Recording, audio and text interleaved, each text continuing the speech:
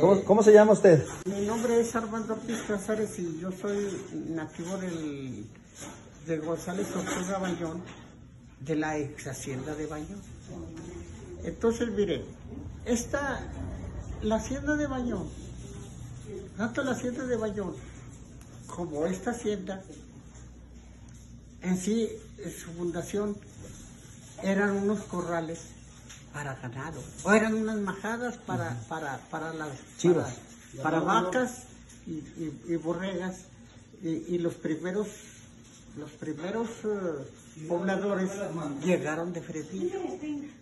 Entonces la hacienda de Bayón en 568 fue cuando llegaron los españoles, y ellos llegaban buscando los aguajes.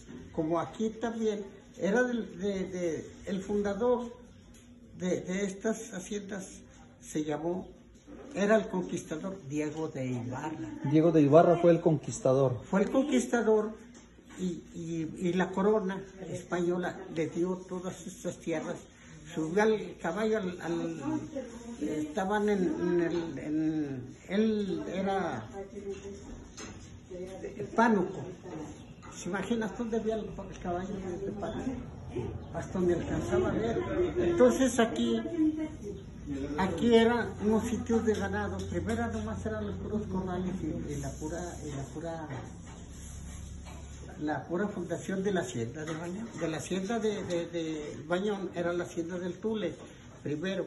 Y luego aquí, estos eran unos sitios de ganado donde se empezaron a crear lo que necesitaban las minas. Necesitaban carne, necesitaban caballos, mulas para el trabajo de los malacates y la extracción de las minas. Entonces, aquí fue en 1568, y eso tanto él ya cuando no pudo, él no pudo trabajar, o no podía administrar sus bienes, porque a él en la guerra del Mistón, Tenamás le clavó una flecha en la rodilla, porque lo demás lo traía todo forrado de lámina, ¿verdad?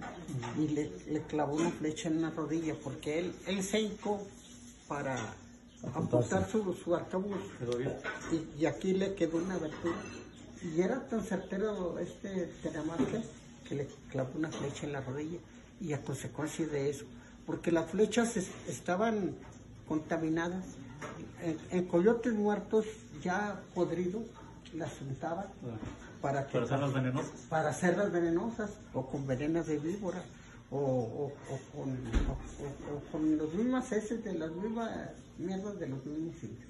Entonces le bocharon la piel. Y él ya al 1600 le vende esos partidos a Juan Rosal Madrid, y esos fueron los que fundaron todo esto hasta Santo Domingo y todos los terrenos.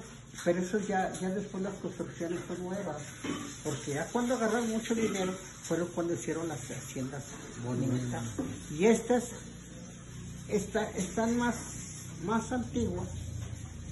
Estas son más antiguas, la hacienda de Bayón, y estas son más antiguas que la hacienda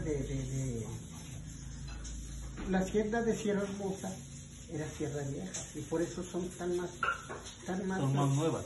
Son más rústicas estas haciendas, porque son más antiguas. Pero ya como la hacienda de Sierra Hermosa, ya cuando agarraron mucho dinero, pues hicieran unos palacios, una cosa muy, muy hermosa, ¿verdad? Y lo mismo, y eso pasó en la hacienda de Bayón, que al final el templo estaba como de ese tipo, se cayó, pero eran con vigas. Se cayó unas vigas, hicieron un templo, pero entonces ya lo hicieron en 1908 en Bayón. Por eso es una basílica, ¿verdad? Es una hermosura ya el templo. Y aquí no, aquí está más antiguo porque era lo más antiguo que tenía.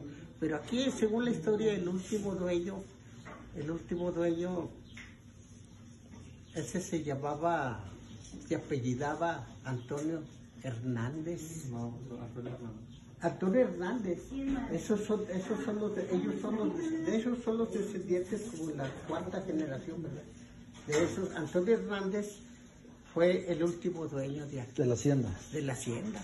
Y ya esa fue de los principios de 1900, que ya fue cuando nos alcanzó la revolución. Que fue el caos ya, ¿verdad? El que ya se acabó todo ya la hacienda pues duró unos 20 años o 30 años después de unos 20 años o 25 años después del 1910, en que ya era la liquidación ya total de la hacienda, ¿verdad? En su esplendor, que ese esplendor estuvo en el 1900, del 1850 al 1900 fueron 50 años